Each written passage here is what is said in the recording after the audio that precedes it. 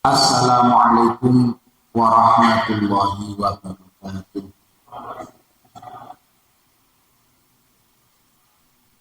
Bismillahirrahmanirrahim. Alhamdulillahirabbil alamin. Wassalatu wassalamu ala asyrafil anbiya'i wal mursalin sayyidina wa maulana Muhammadin wa ala alihi wa sahbihi ajma'in. Qala rabbi shrah li sadri wa yassir li amri wahlul 'uqdatam min lisani yafqahu qawli. Amma ba'du. Para jamaah, para bapak, para ibu yang dirahmati Allah Subhanahu wa taala, alhamdulillah kita bisa hadir kembali duduk bersama-sama dalam rangka thalabul ilmi, mengkaji kitab fikih yaitu Safinatun Najah, dengan harapan supaya amal yang kita laksanakan ini senantiasa mendapat ridhonya Allah Subhanahu wa ta'ala. Oleh karena itu, mari kita awali dengan baca suratul Fatihah supaya kajian kita ini lebih barokah, dan kita lanjutkan dengan membaca sholawat. Bismillahirrahmanirrahim. Amran Nabi Mustafa Rasulullah alaihi wasallam wa tujati wa khususani fi hadzal kitab. Amran Masyayikhina mu'alim. Al-Fatihah. A'udzu billahi minasy syaithanir rajim. Bismillahirrahmanirrahim. Alhamdulillahi rabbil alamin. Ar-Rahmanir Rahim. Maliki yaumiddin. Iyyaka na'budu wa iyyaka nasta'in. Ihdinas siratal mustaqim. صراط الذين أنعمت عليهم غير المغضوب عليهم ولا الضالين آمين. مولاي صل وسلم دائما أبدا على حبيبك بالخلق كلهم هو الحبيب الذي ترجى شفاعته لكل هول من أهوال مقتحمين. يا رب بالمصطفى بلغ مقاصدنا واغفر لنا ما مضى يا واسع الكرم يا أرحم الراحمين يا أرحم الراحمين يا أرحم الراحمين فرج على المسلمين. Alhamdulillahirabbil alamin. Para bapak, para ibu, monggo dibuka kitabnya. Insyaallah kita sudah sampai pada halaman 7. Masih membahas tentang pasal yang berkaitan dengan najis. Bismillahirrahmanirrahim. Qala al-musannif rahimahullah ta'ala wa nafa'ana bihi wa bi'ulumihi wa masyayikhi fid dharain. Wal mutawassitatu tunqasimu ila qismaini. Wal mutawassitatu Adapun najis mutawasito. Mutawasito itu tingkatan najis yang tengah-tengah di antara najis mughalladhah dan najis mukhaffafah. Kalau najis mughalladhah kemarin adalah najis yang berat. Kalau najis mukhaffafah yang ringan. Lah di antara itu tingkatannya ada yang namanya najis mutawasito. Kemarin sudah kita bahas cara mensucikan najis mughalladhah dan cara mensucikan najis mukhaffafah. Nah, sekarang kita sampai pada pembahasan cara mensucikan najis mutawasito. Namun sebelumnya kita bahas dulu tentang mutawasito. Tungkosimu ila qismaini. Jadi mutawasito itu dibagi menjadi dua. Ainiyatin, ada mutawasitoh yang termasuk kategori ainiyah, wa hukmiyatin, ada yang masuk kategori hukmiyah. Niki nek lari-lari ibtidak ngoten niku pun apal nih. Mutawasitoh itu enten ainiyah, enten hukmiyah, istilah nih. Al-ainiyatu, apa itu ainiyah? Allati laha launun warihun wa ta'mun. Najis ainiyah itu najis yang masih nampak launnya. Laun itu berarti warnanya. Warihun, masih nampak baunya, masih napa seger ambune najis itu. Watokmun, dan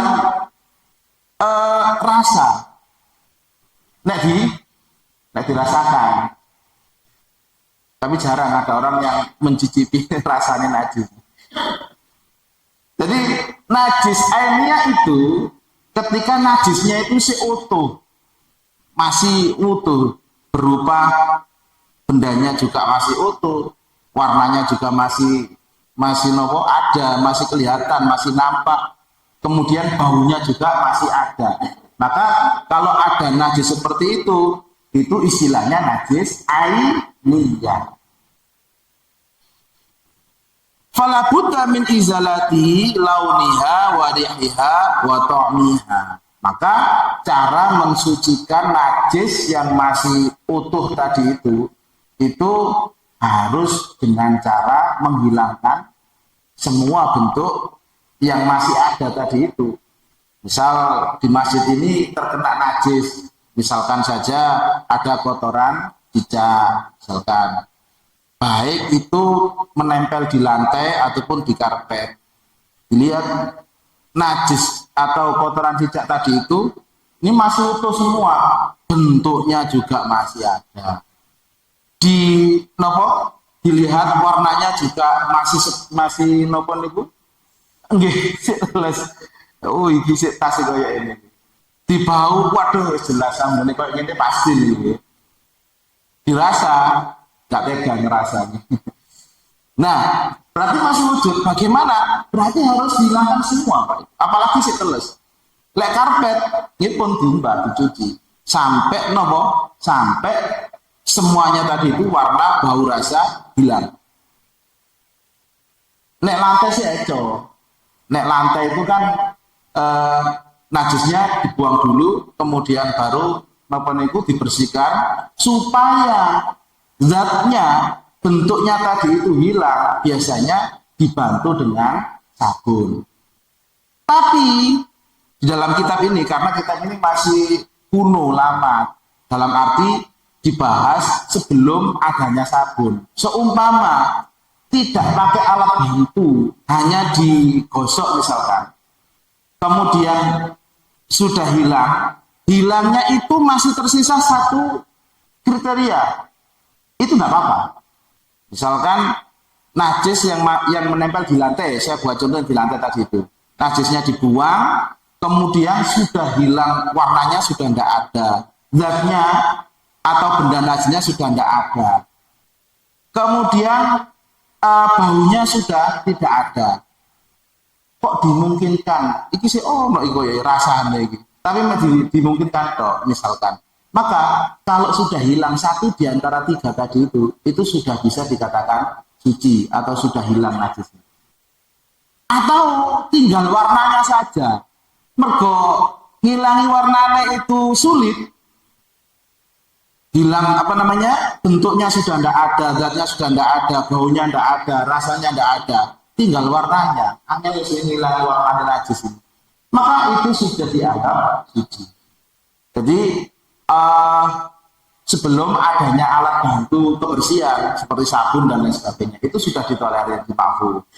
Terus apa namanya batas minimal. Ya diharapkan ya hilang semuanya kalau di lantai. Yang sulit itu kan kayak di karpet, kayak di baju, kayak di apa itu kan agak sulit. Nah tadi itu kalau memang sudah berusaha semaksimal mungkin dihilangkan, dibersihkan, kok masih ada sisa. Jadi katakanlah sisanya itu ya sedikit tadi itu, sedikit itu hitungannya hilang 2 di antara 3 tadi itu sudah bisa dikatakan sudah suci. Itu ya kalau najisnya apa tadi? Ainiyah, najis ainiyah. Ini satu rahmat, Pak. Nah, ini sampai titik nyangkut saya kaitkan dengan Maulid ya. Salah satu bentuk rahmat Allah kepada kita ini. Diutusnya Nabi Muhammad dengan membawa syariatnya itu. Dulu syariat sebelum syariat Nabi Muhammad untuk menghilangkan najis itu tidak dibasuh Pak, atau tidak di nopon itu diubah bahasa tidak dicuci. Tapi apa? Dipotong. Jadi kalau misalkan orang bajunya ini terkena najis, pada bagian baju yang terkena najis itu cara mensucikannya itu harus dipotong.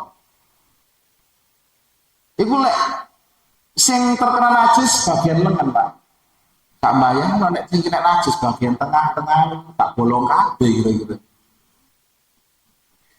Itu dulu syariatnya loh.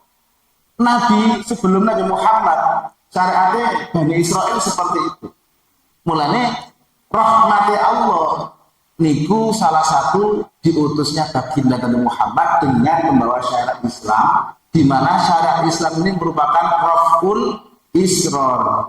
Jadi mengangkat isror itu kesulitan-kesulitan berkaitan dengan hukum dalam kita beragama. Di dalam surat Al-Baqarah napa niku isron kama hamal tahu alal ladzina min qablina. Nah, itu kan ada ayat itu.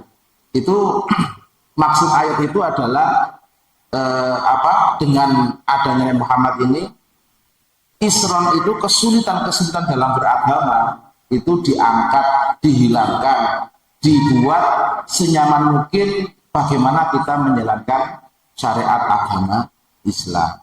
Mulane niki perlune tahu syariat niku ngeten iki. Ngeten iki hukume napa? Fardu ain. Tadi semerap hukum sesuci, semerap najis, niku hukumnya fardu ain. Sebab napa? Sebab tiap orang itu punya kewajiban sing jenenge sholat. Lah nek orang sholat itu kok masih membawa najis, sholatnya dia tidak sah. Karena itu berkaitan dengan syarat sahnya sholat, suci badan, suci pakaian, dan suci tempat. Dari apa? Dari najis. Sehingga kita wajib tahu secara individu. Dan malayatimul wajibu illa bihi, bahwa wajib. Kalau untuk kepentingan kewajiban yang berkaitan dengan diri kita sendiri, maka hukumnya juga ikut wajib. Al-ainiyah fala budda min izalati launiha wa rihiha wa ta'miha. Kemudian najis mutawasito yang kedua yaitu ada yang namanya wal hukmiyah, yaitu najis hukmiyah. Apa itu najis hukmiyah? Allati, yaitu najis launa, yang sudah tidak ada warnanya, wala riha, dan sudah tidak ada baunya, wala to'ma, dan juga sudah tidak ada rasanya, bendanya, bentuknya, laha dari najis tadi itu. Kalau sudah seperti itu, yakfika, maka cukup bagimu dalam arti untuk mensucikannya itu dengan apa? Jaryul ma'i, dengan hanya mengalirkan air yang ada di atas tempat yang terkena najis hukmiyah tadi itu. Alaiha, di atasnya. Jadi kalau di satu tempat itu sebelumnya ada najis, kemudian dang itu maksudnya tidak segera dibersihkan sampai najis ini hilang dewe, Pak, hilang karena dewe, mau kena angin, mau garing, kena panas, mau nopo lah istilahnya itu. Jadi sudah tidak ada bentuknya, maka karena sudah tidak ada bentuknya, yang ada tinggal hukumnya. Karena yang ada tinggal hukumnya disebut dengan hukmiyah. Jadi di situ tadi masih dihukumi najis, cuma istilahnya hukmiyah, hukumnya saja. Misalnya tadi pagi itu di lantai sebelah situ, tadi itu ada najis kayaknya tadi itu, saya tahu kok itu. Dan belum dibersihkan, nggak ada yang bersihkan. Mas Iqmon sama Mas Inggris biasa ini juga belum bersihkan gitu. Tapi sekarang sudah tidak ada, tidak tahu kenapa kok sudah tidak ada. Maka seperti itu, penyangkaannya itu kuat bahwa tadi di situ ada najis dan belum dibersihkan, sekarang sudah hilang, sudah tidak ada, maka hukumnya tetap najis, cuma najisnya statusnya hukmiyah. Nah kalau seperti itu mudah lah, cara mensucikannya sangat mudah.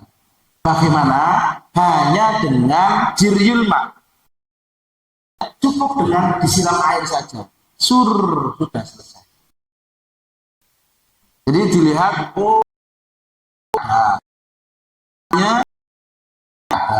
baunya, oh sudah tidak ada, sudah hilang. Berarti statusnya berarti hukmiyah. Enak, tinggal hanya apa? Digiram gitu aja, disiram air, sudah selesai.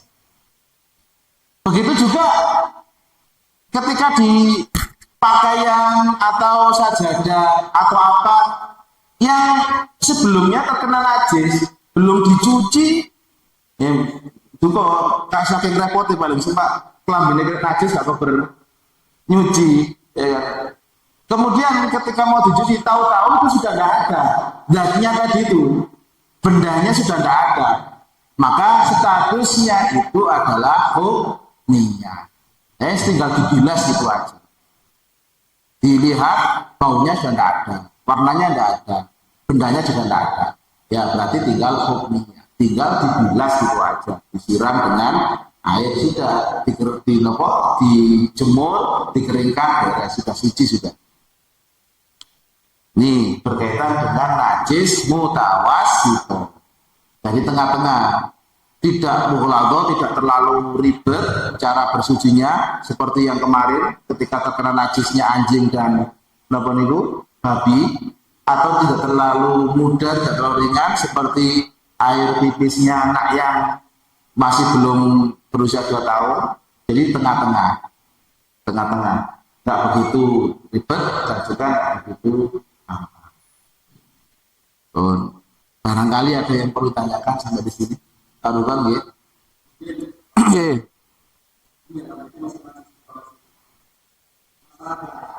Darah, ya darah.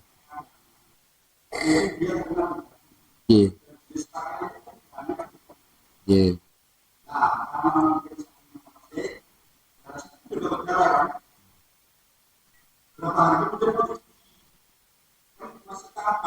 Warnanya.